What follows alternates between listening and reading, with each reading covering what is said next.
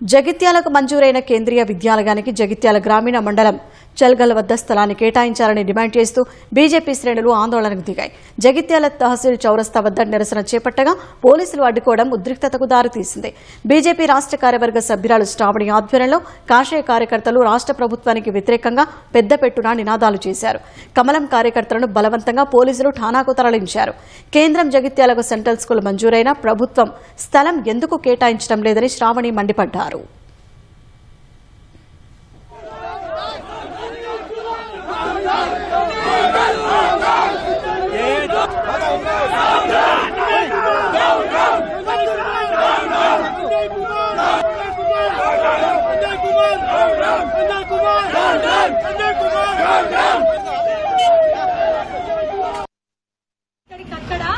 విద్యార్థుల కోసం ధర్మదీక్ష చేస్తామంటే వాళ్ళు చూపించినది నియంతృత్వ పాలన ఎట్లుందో అద్దం పడుతుంది. రక్తాలు వచ్చేలాగా ఇచ్చి పడేసిండు. కనీసం మహిళలని కూడా చూడకుండా ఎక్కడికక్కడ కూడా గుంజి పడేస్తే రక్తాలు వచ్చినాయి మాకు, మా కార్యకర్తలందరికీ.